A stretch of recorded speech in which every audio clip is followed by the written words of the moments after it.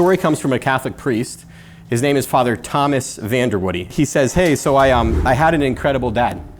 Unfortunately, I never got to say goodbye to him.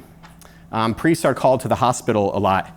And there was one night where I got a call, just like a lot of calls that I get as a priest, to go to the hospital, and something bad had happened. And as a priest, you kind of get used to it. You get used to being called to a hospital for a death visit, to accompany a soul to death, or to console a family shortly after someone dies, all right?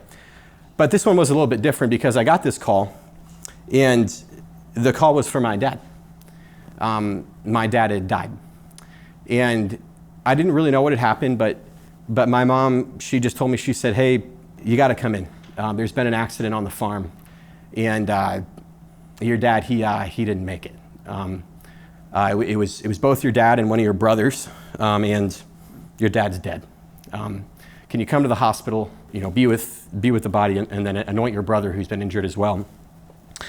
So he gets to the hospital and he hears the story. He just says, Mom, what happened? And she said, well, I was just sitting in the living room, and all of a sudden I heard some yelling from out in the yard. We're living out in the country, Northern Virginia. And so I hear the yelling, and so I go out to the front yard. And your father and your brother Joseph, they'd been working. They had an above ground pool, and they were taking the pool down. It's the end of the summer, it's the fall. They're taking the pool down, but about, I don't know, maybe 20 or 30 yards away from where the pool sat, there was a sewer system, or a big pit out in the country filled with sewage. And at that point, unfortunately, your brother Joseph, who has Down syndrome, he went a little bit too close to the pit, and he fell inside.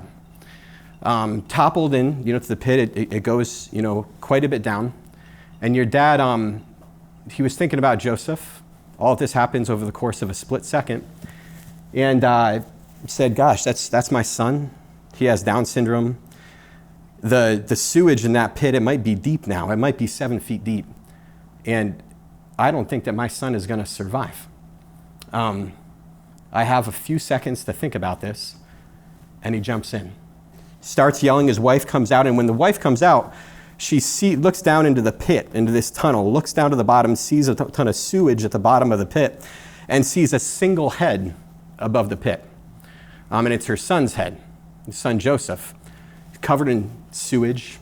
He's there, he's yelling for his mother, he's got Down syndrome, but she only sees one face until another face pops up, takes a breath of air, and then goes back down and holds his son up underneath the sewage to make sure that his son could continue breathing, while he literally stays in a latrine to make sure that his son gets air until the ambulance comes. The ambulance comes. It comes in time to save the son. It does not come in time before the father is suffocated. Thomas Vanderwoude, man among men. There's a lot of people who might say he was a leader in the armed forces. He was just a really talented man who said, your son has Down syndrome. Is it really worth giving your life away for somebody like that? The priest says, there's some people who might say that in this day and age. An age that says that maybe you're only as good as the money that you make, the things that you do, the stuff that you can accomplish, your looks, what have you. But that priest, he said, there are some people that might say that about my brother Joseph. But my dad wouldn't say that. And my dad, no matter, even though Joseph can't really put sentences together in the way that an ordinary human being can, and in the eyes of the world, he's not doing very well. He's not accomplishing a whole lot. In the eyes of his father, his identity was incredibly strong. And in the eyes of his father, he was worth dying for. And as I went, interview after interview, after incredible father, after world-renowned psychologist, after sociology, thinking man, there's all these incredible things, that I've learned about, filmed about, but gosh, nothing is as incredible as that story, okay, of a good man who taught his children who they are. He was a masculine man. He was in the army, farmer, strong guy, man's man.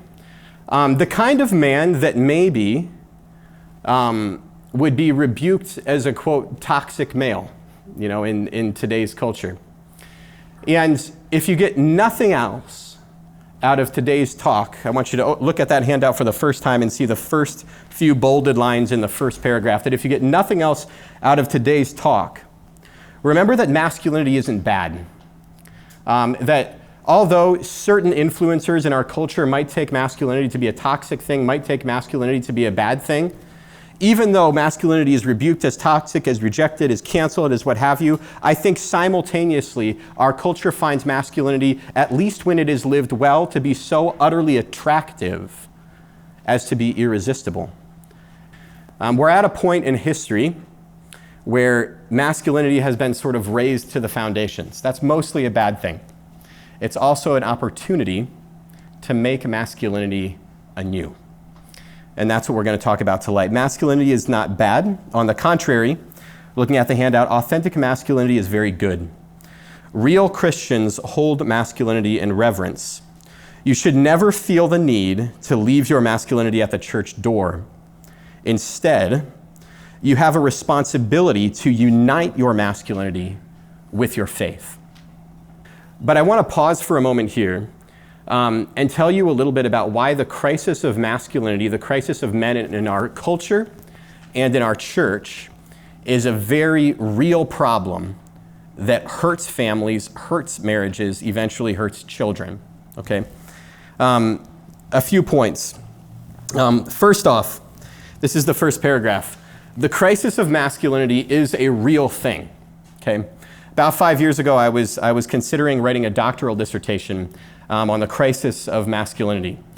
Because in my own lived experience as a person doing ministry in the Catholic Church, I just noticed church event after church event after church event that was dominated by women.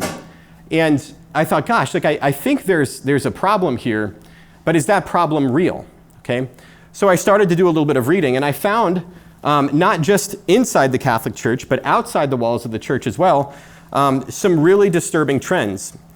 Brian P. Cole noted that the majority of research conducted on male psychological traits implicitly treats those traits as negative, and he's citing the American Psychological Association's Psychology for Men and Masculinities.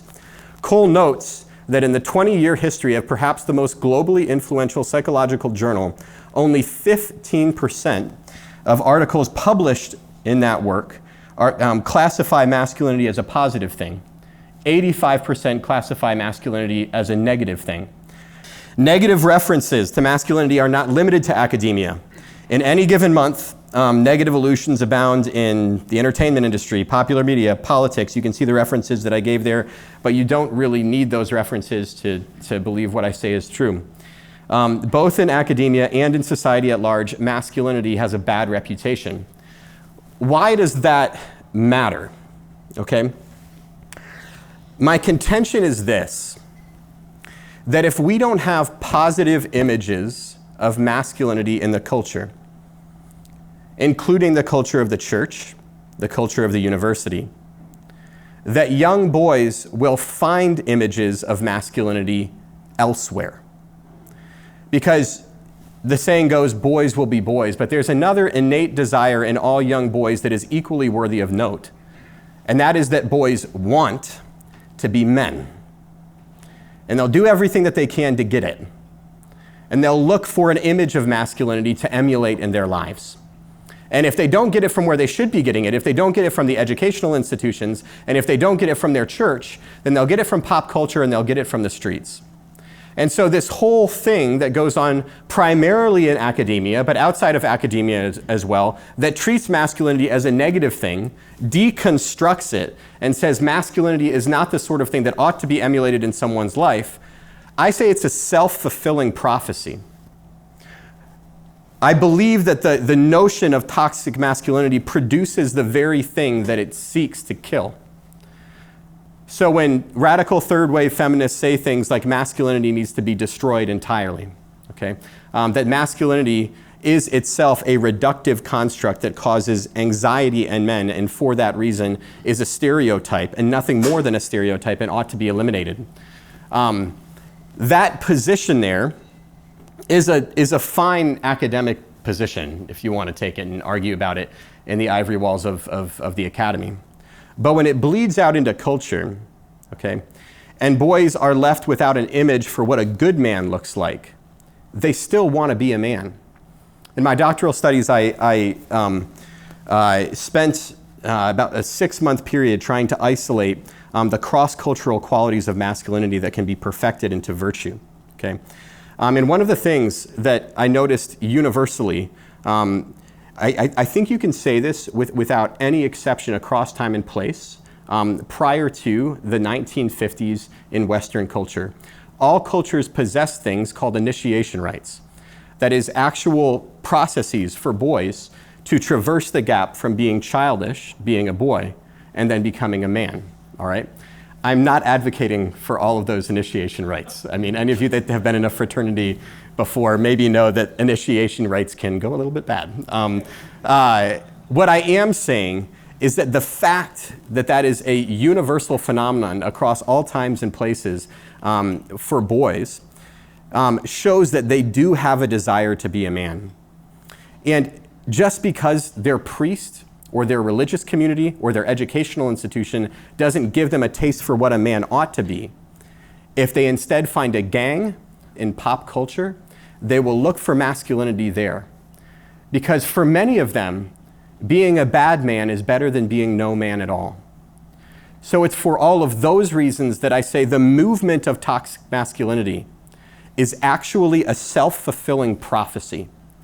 That is, by destroying masculinity in the high established places of culture, the academic institutions, the churches, the movement of toxic masculinity has only produced more of the very thing which it seeks to destroy. That is a brand of masculinity that is learned in the streets and that is learned in low pop culture.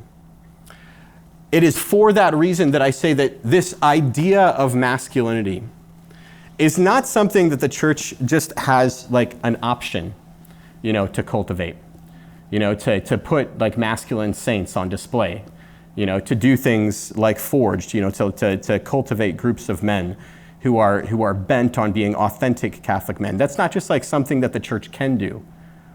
It's something that the church has a responsibility to do if we are to counter the continued degradation of society. And here's just something to consider. Men who don't learn what it authentically means to be a man, they still become biological dads. They don't become fathers. It's not very hard to reproduce a kid. It takes a lot of formation to be a good father. And as a result of this lack of a picture for what it means to be a man, our society is also struggling with a rampant struggle of fatherlessness.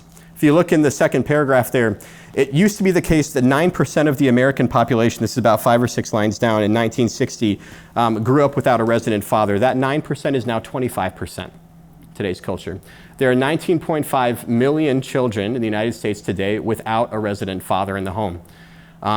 In the last 5 years, the statistic has crossed the line that you are now a minority in America if you make it to your 17th birthday with both of your biological parents in the home.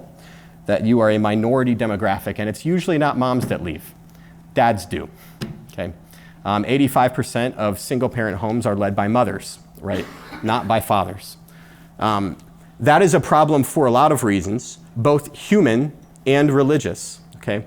On the human side, I'd encourage you to take a look at the national initiative Fatherhood.org. Okay.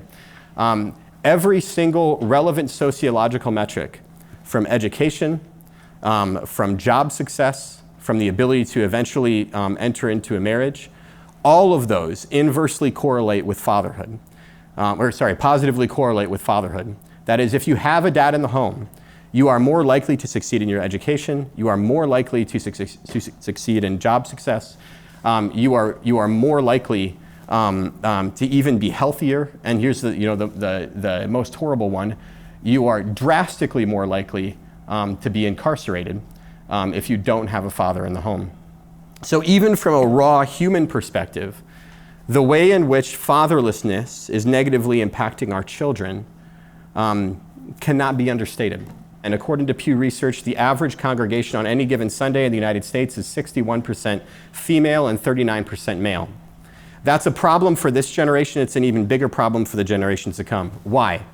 Because the number one indicator of faithfulness in the next generation is the faithfulness of the fathers of this generation. If you want a child to be faithful as an adult, give him a faithful dad. It's not to say that every faithful dad will produce faithful kids.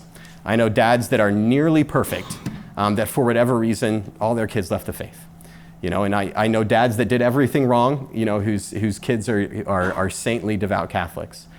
But by the stats, it is the fathers that play the biggest role in transmitting faith to children by far.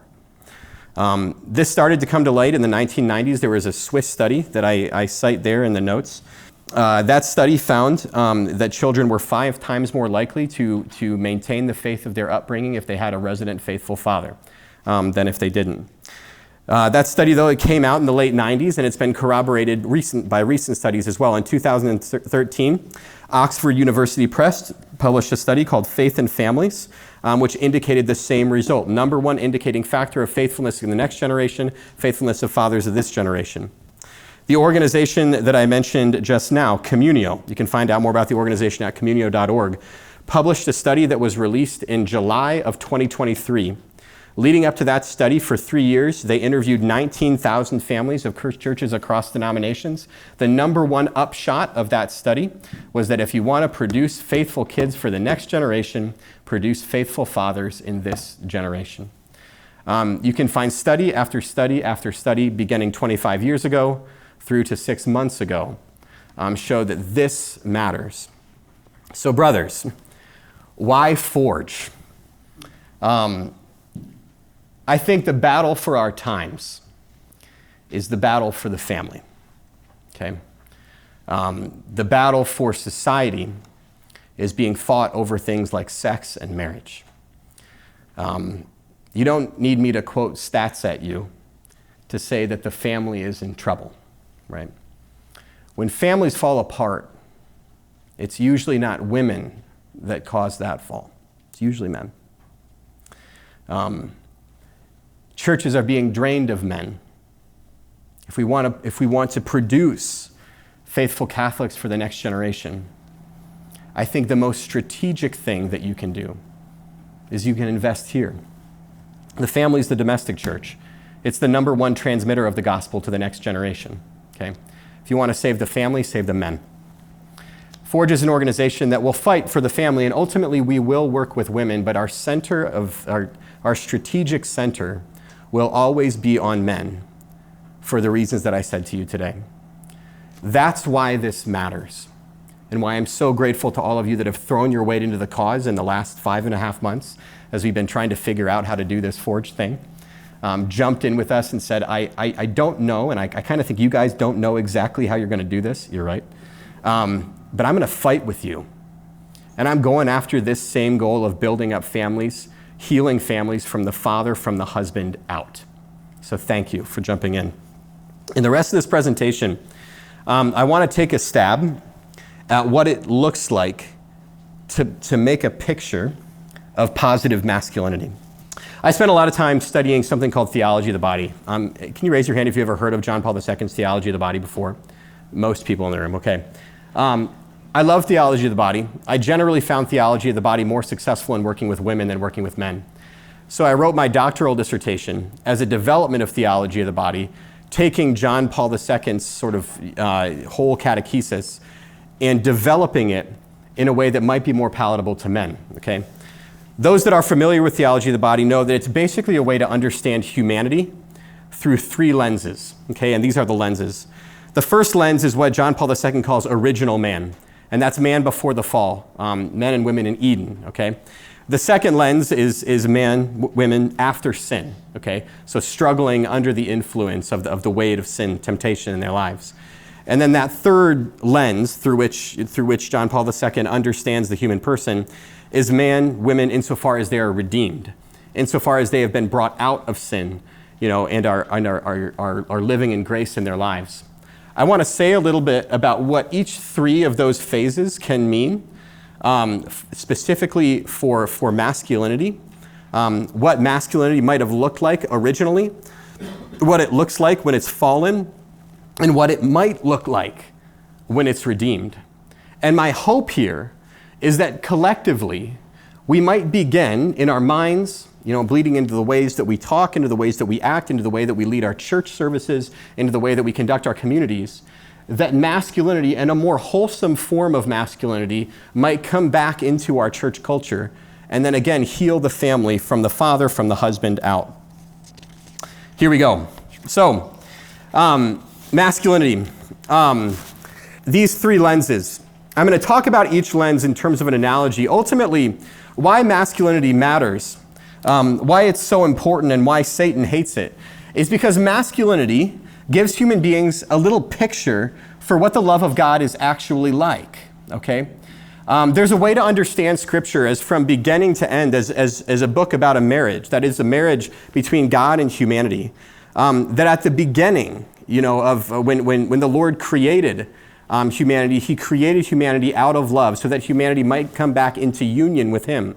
The book of Revelation at the end of the Bible describes a wedding feast, the wedding feast of the Lamb in which the Lord of the universe comes into an intimate union that resembles a marriage with all of humanity. That right there, something that's called the spousal analogy, basically makes the point that the love of God, it's like a lot of things. It's like the love of a good friend. God's love has been likened to the love of a divine physician, right? The love of God is like so many things.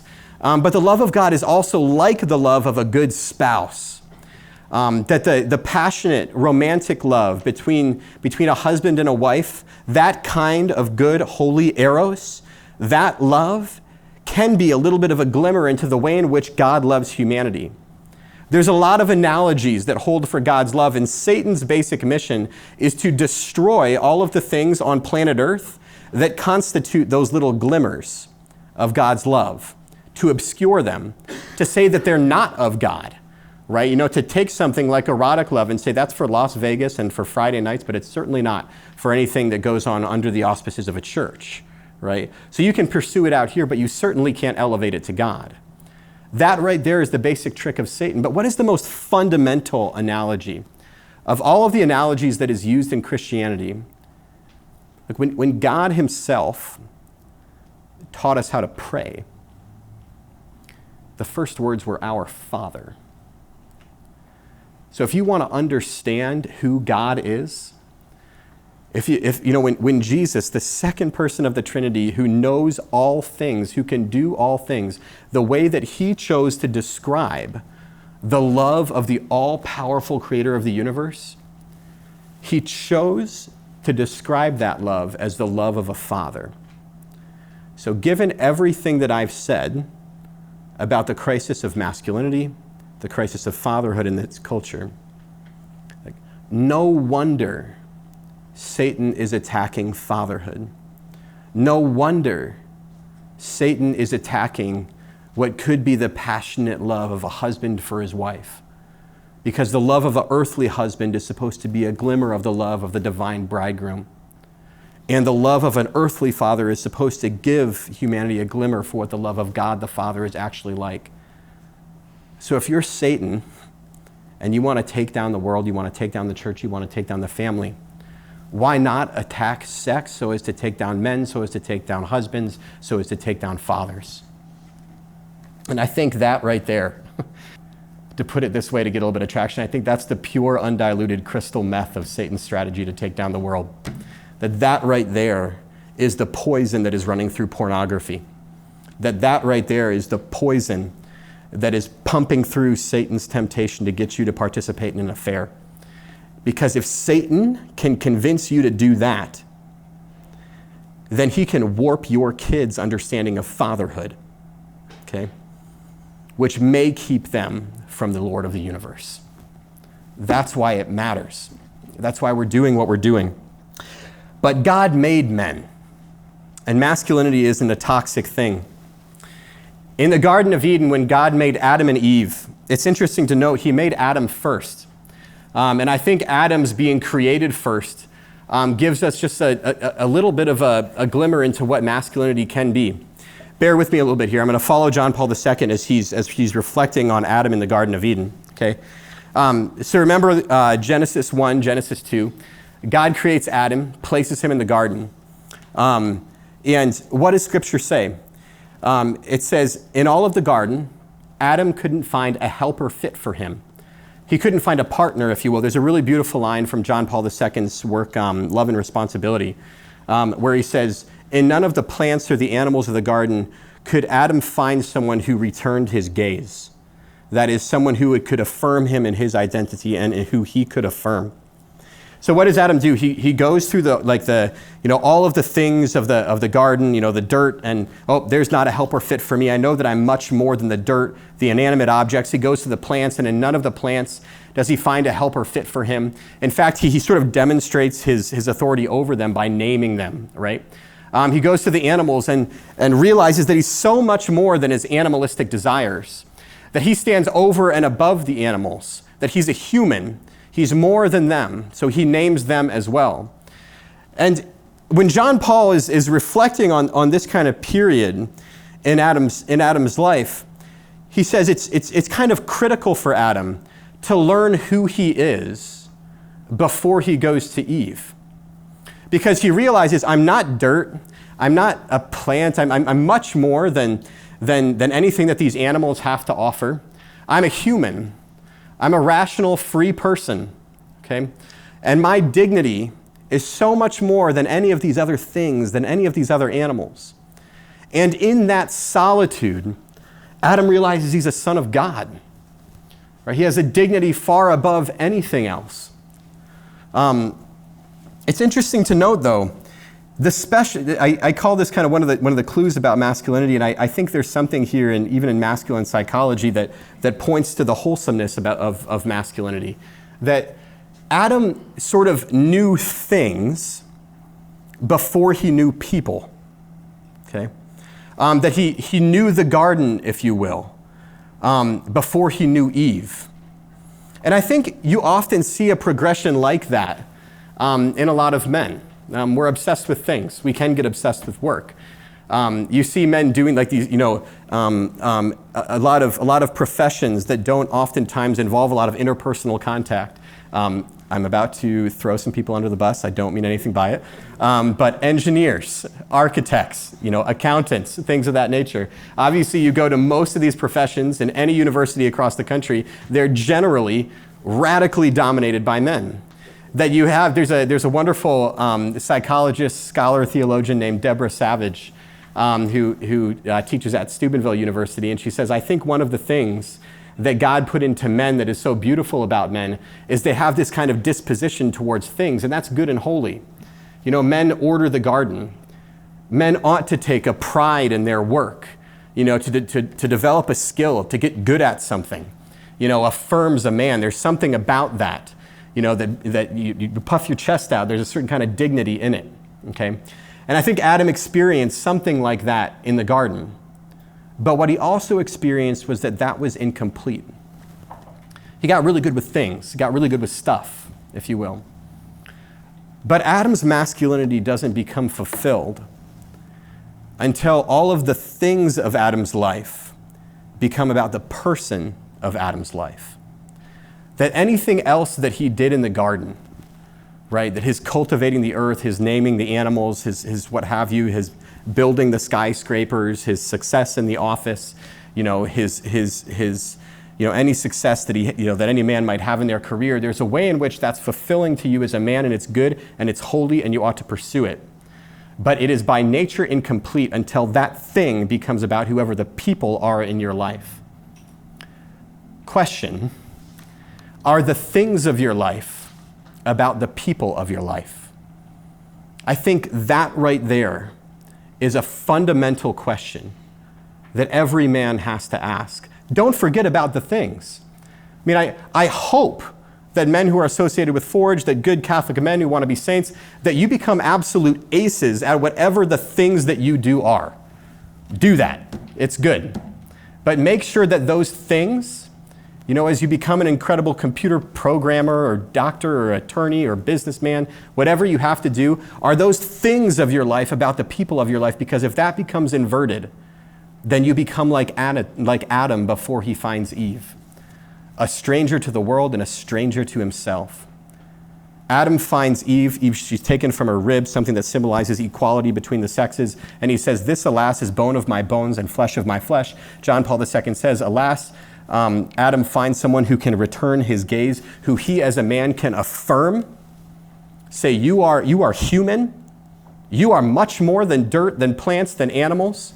I say you are like me, you are human as well. And she does the same thing for Adam too. Are the things of your life about the people of your life? Often they're not. And that's lens number 2, fallen man. What does it look like when men fall? Adam, when he's in the garden, when he's not influenced by sin, it's Genesis, he hasn't fallen. The things of his life are about the person of his life. I think so much of masculine sin arises as a result of a kind of inversion of those things. One of the fundamental sins that I think men often commit is they become distant, if you will, from the interpersonal domain. They become distant from their spouses. They become distant from their friends. They don't want to have vulnerable conversations. They want to put big shame-induced walls around themselves and not talk to anyone about what's actually going on in them. We call that distance. And I think for some reason, there's a way in which men are particularly prone to it, okay? Interesting to note, as an aside, in the 2013 Oxford study that I mentioned, and the 2023 study that's referenced here from Notre Dame University on the relationship between fathers and children, one of the top observations made by children who eventually left the faith was a father, even a father who was devout, but a father or a grandfather who was distant, who couldn't have conversations, who lacked warmth, who couldn't talk to his children about the things going on in his life or their life. That distance is something that kids feel. It's like a trope in today's society. The average, especially baby boomer male, has more or fewer friends than any other demographic in human history, especially in United States history today, documented most particularly by Robert Putnam in his book, Bowling Alone. A lot of men don't have something that could actually be called friends, and many of them certainly aren't friends with their spouse. Masculine distance, running from people and living in the world of things like work, living in the world of things like video games, living in the world of things like pornography, living in any inanimate zone that you possibly can to stay away from the domain of people is, I think, oftentimes what you see men doing. When they're not distant, men become dominant. And I mean dominant in a negative sense here. What they do is they start treating people like things, okay? So whereas in the garden, all the things of the garden were about Adam's person of the garden, when Adam falls into sin, he starts treating that person as if she's no longer a person, as if she's an inanimate object, as if she's a thing. And whether it's in lust, whether it's in a domineering relationship of a manager to a managee at work, whatever it might be, you don't have servant leadership anymore. You have dominance. And what usually motivates that dominance? Well, any psychologist will tell you if you see a hyper-dominant male, who maybe looks like he has a lot to compensate for, there's usually a self-consciousness that motivates his dominance in every domain of his life. So there's a woundedness at the core there that results in an almost chauvinism, right? That of course then breeds the toxic masculinity movement that we're dealing with today. When men aren't dominant, when they're not distant, oftentimes I say if they're not dominant, they're not distant, maybe they're a dumbass. In the handout I put foolish. If you don't think that men have a deeper disposition for foolishness, for recklessness, you need to look no further than a 16-year-old male's insurance rates compared to a 60-year-old female's insurance rates. We just do more dumb things, generally speaking. Why do we do that? I think we long to be recognized as men. We long to no longer be seen as a boy in a community, and we want to prove ourselves. So we do things, like driving cars 120 miles an hour. Not that I ever did that, You do things, like whatever stupid fraternity initiation rite you can possibly think of in order to prove yourself to your broader culture that you are a man, right?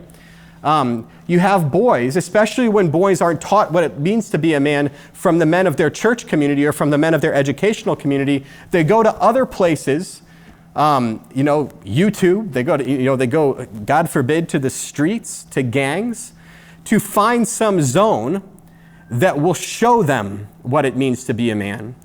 Because once again, yes, it is true that boys want to be boys, but at the bottom of that boys being boys, doing dumbass things all across the world, is a desire for those boys to be recognized as a man. Are we doing that for them?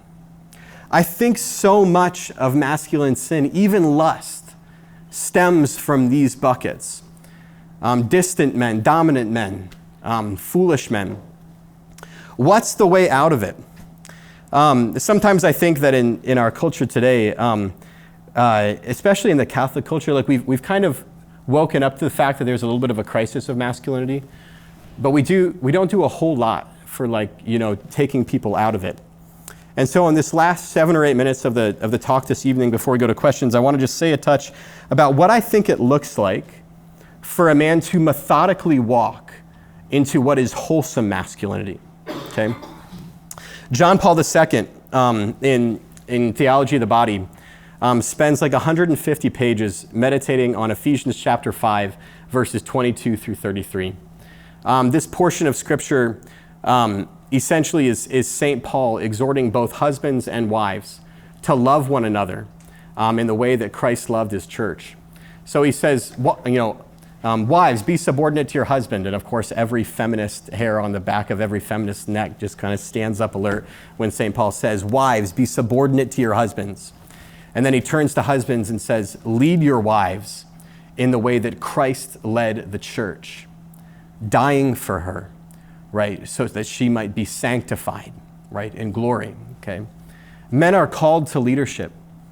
My 2 cents, and one of the things that motivates this organization, is that when men become mature men, when they go through the process of becoming mature men, they don't do it alone. One thing that is characteristic of so many societies across time and place, not quite as universal as initiation rites, but greater than 95%, is that most societies protected certain environments in their culture that were all male. Places where brothers could teach others what it looked like to be a man. As iron sharpens iron, so man sharpens man. You've heard it so many times before. There is a need to do things like this. And I think an even greater need to do something like the small group, to have the intimate conversations about what's going on in your life. How is it that you're struggling with lust, with distance, dominance, dumbassery, whatever your thing is, and take the next step forward. Not as an individual man, but oftentimes as a group of brothers together. A lot of people, say to me that all male small groups is an impossible thing to accomplish because we don't really see it in the culture. Like if you go to any church, usually the number of female small groups will dwarf the number of male small groups in any church setting. Okay, but male small groups, good male small groups, do exist. You need to look no further than, for example, Alcoholics Anonymous, an organization that is dominated by men. Men crave the intimacy that they find in groups like Alcoholics Anonymous, something that's in a way just so deeply Christian. And I think the reason for that is that in places like Alcoholics Anonymous, men who are fundamentally protectors by nature, they're hardwired to be protectors, they find a place where they can finally be vulnerable because they know that what's said in Alcoholics Anonymous stays in an Alcoholics Anonymous group. So they finally find a place where they can let their guard down. They can kind of open up the door and say, here is everything that is actually going on inside. Here's the front that I put on before my spouse. Here's the front that I put on before all of my colleagues at work. Here's the front that I put on before my friends. But here in this space, I'm going to say, yeah, it's really bad. And I need you guys to help me with it. And in almost every society across time and place, there was spaces, it might not have been that sophisticated, but spaces where men could do that kind of thing. But our culture has generally lost it. And I think that right there is the value of something like the male small group. What are you pursuing when you do that? I think that when men get together and pursue virtue, what is masculine distance, that a masculine specialization with things, an interest in the things of the world becomes something like provision. It becomes men who are obsessed with providing for their families in a good and wholesome and positive way. It's interesting to note, I say that Adam in the garden had a certain specialization with things. He was good at the things of the garden before he became in relationship with the person of the garden. But it's interesting to note that the first thing that Adam does when he encounters Eve is, you might say that he affirms her, okay? He says, you are woman. This, alas, is bone of my bones and flesh of my flesh. You're not any of this out here. You're not dirt. You're not an animal. You're not a plant. You are a human. You are a woman.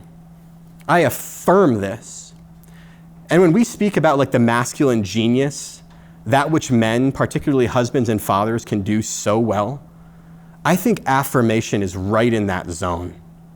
There's just something powerful that happens when specifically a father says, you're my son, you are a person, and you are not what the culture says you are. Think back to the story of Thomas Vanderwoude. The culture is telling his Down syndrome son that he might be worthless. I can't remember what the stat is, but it's like over 80% of Down syndrome babies are aborted in this country before they ever come out of the womb. The culture clearly says quite definitively, you are not human, right? You are worthless. But not according to Thomas Vanderwoude. And as a father, he says, the imagery is so striking here that, in the midst of all of this crap, that he's literally dying in, he says, this person is worth dying for. This is a person. He is my son. He is a human, and he is not what any of you say that he is. Dads need to do that for daughters, right? In the midst of the toxic social media influenced culture, right, that twists them, and tells them that they're something that they're not. 2 months ago, a secular sociologist at a New York university named Jonathan Haidt released a book called The Anxious Generation that shows that 30% of middle school girls could be accurately diagnosed in today's culture as having clinical anxiety, 30%. Jonathan Haidt, again, not a religious man, in fact, an avowed atheist, says that the number one contributing factor to that drastic skyrocketing increase in rates of anxiety in young girls is social media, period. It all comes from there. Fathers were supposed to be protectors, right? There's not like lions at the door anymore. It's not physical protection. Do we have the guts to affirm our daughters, to affirm our sons, right? You are bone of my bones, you are human, and you are not what anything in Instagram tells you that you are. You are much more than a photoshopped pornographic actress. You are a woman, you are a person. If fathers don't do that, the people who have the most powerful voice to do that, nobody else will be able to do it as better. And that kind of thing is part and parcel of authentic masculinity, or what we might call the masculine genius.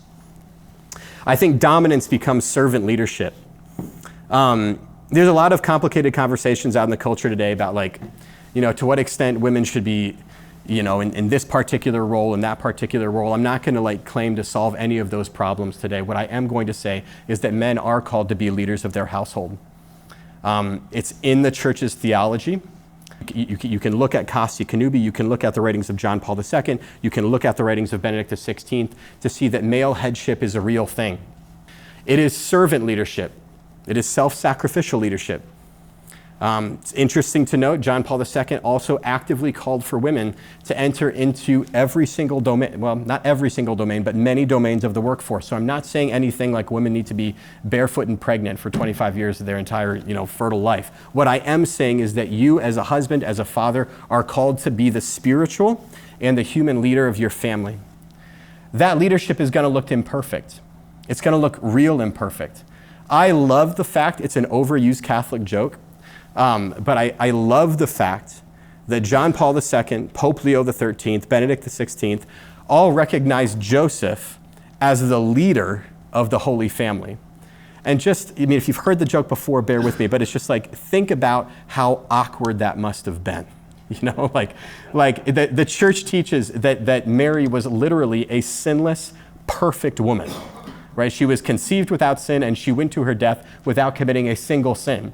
Jesus as well, I mean, yeah, he's God, you know, and so he knows every sin that Joseph ever commits. He knows everything that happens on planet Earth. Nevertheless, in his broken, sinful humanity, it is Joseph who is called to lead his family away from Bethlehem to Egypt and back.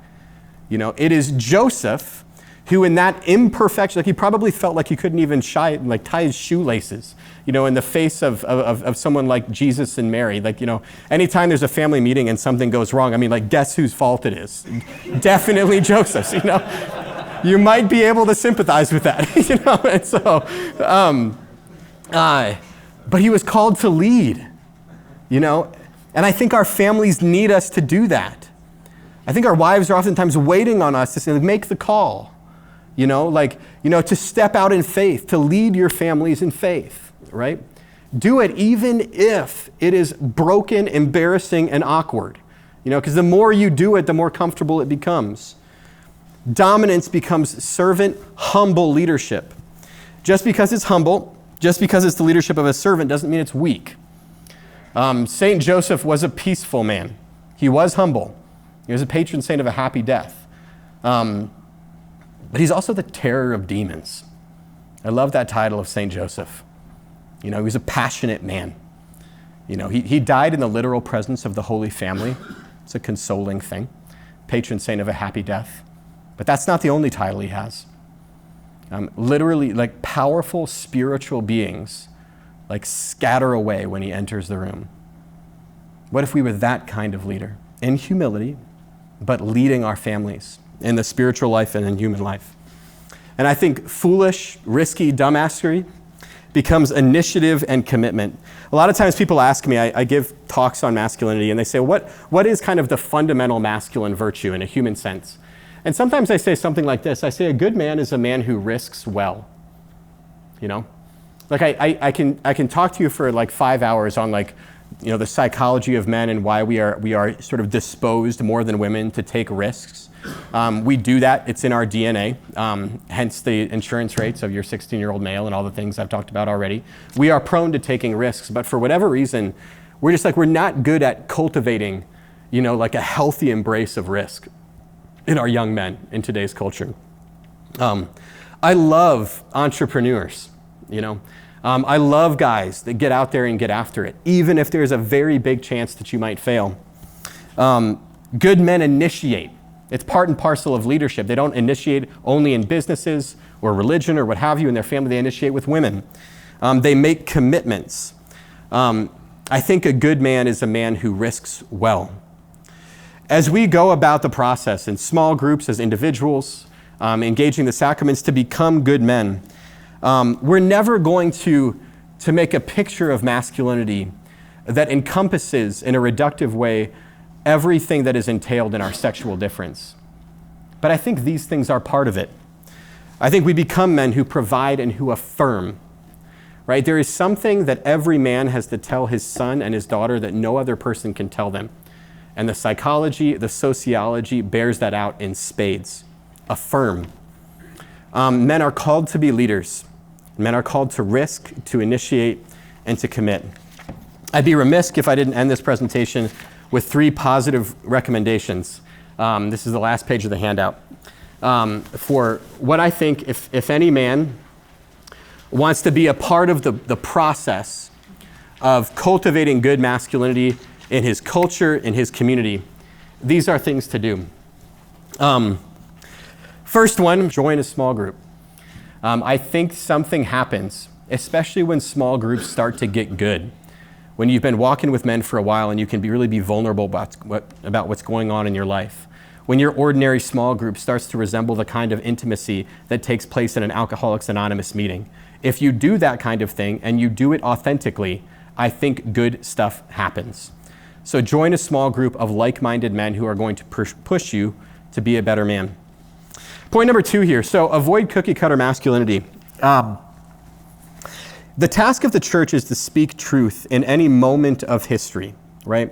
And anytime the culture is confused about something, that's oftentimes an occasion for crisis, but it's also really exciting.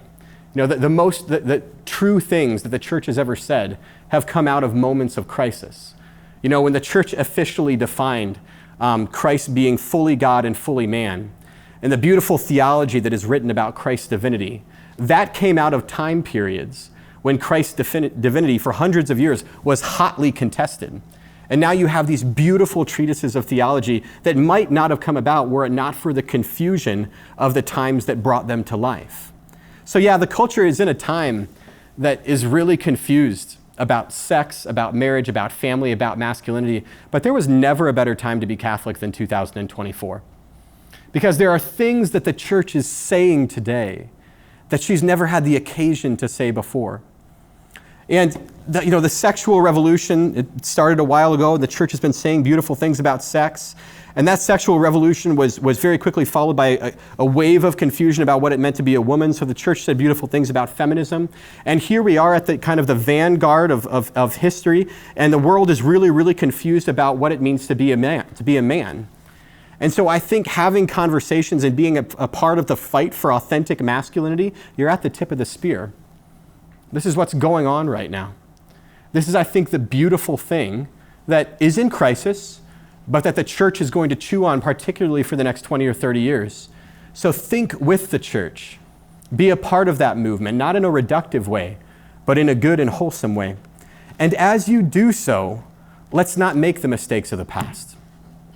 So there was a figure that I read in graduate school. His name was Joseph Pleck, and I view him as like the seminal figure.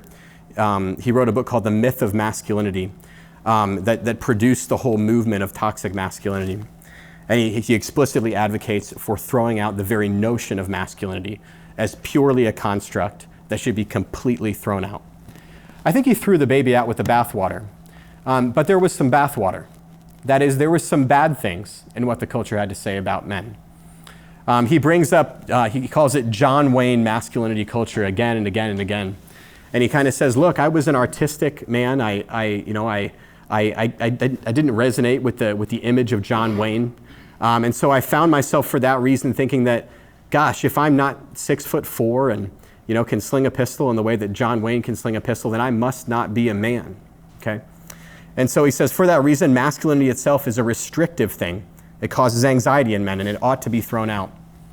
We have got to be good at cultivating masculinity in a variety of different masculine personalities.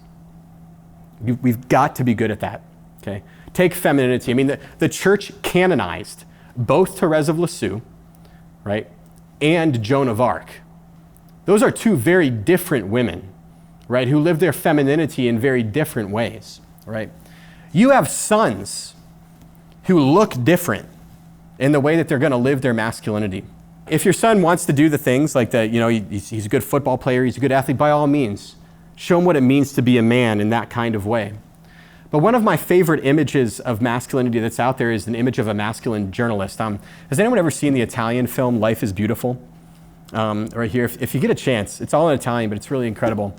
And what you have is this man who's a journalist who basically makes fun of Hitler, okay? And he's a goofy guy, okay? And he eventually gets captured by the Nazis along with his child, okay? And part of the story is him in a very goofy way keeping the attention of his child away from the horrific things that he and his child are experiencing in the Nazi death camps as a father in goofiness, in creativity, in the way that only a journalist type of guy can, protecting his kids. Can you bring masculinity to life no matter what kind of man you are? That's obviously not an assault on the sexual binary. It is to say that men have different kinds of personalities. Many of us have sons whose personalities vary, okay? Some of you have sons who, for goodness sake, they should be something like John Wayne, right? But some of you have sons who could be great artists. Some of you have sons who could be skilled businessmen, you know? Some of you have sons who can live protection, they can live leadership, they can live affirmation, they can live all of these good masculine qualities in a domain that doesn't restrict their personality, but that makes it flourish. So point number 2, avoid cookie cutter masculinity. Don't call a guy a fag because he's creative, you know? Teach him in his creativity to be a man, okay? If you do the former, you're feeding into the toxic masculinity movement. If you do the latter, you're living and breathing and transferring authentic masculinity. Last thing, outwardly own your faith. I've given, stat after stat here. I can give you hundreds of more statistics that show that one of the other things that's part and parcel of that masculine genius, that thing that is kind of special to men that for some reason they can do so well, is there's something about men that enables them to transfer the faith across generations when they own it. And I think you see that, from when God started explicitly revealing himself to humanity and the ancient Israelites, and there's things like the Passover meal, you have male-led rituals in faith, okay? You have a father leading the Passover meal in the ancient Israelites, right? That Passover meal becomes the Eucharist that's of course led by a male priest, right? And this 5,000 years of history of male-led rituals is something that ought to have an expression, a voice, not just in the church at large, but in your domestic church. It might be awkward. It might look like the feeble Saint Joseph trying to lead the Holy Family. But do you lead your family in prayer? Do you talk to your kids about your faith, and about theirs? If you do it, doesn't matter how simply you do it, the stats show it's powerful. Own your faith, manifest it in a way so that it's clear to your kids that you're not just living your faith because your wife told you so. You're living your faith because it matters to you.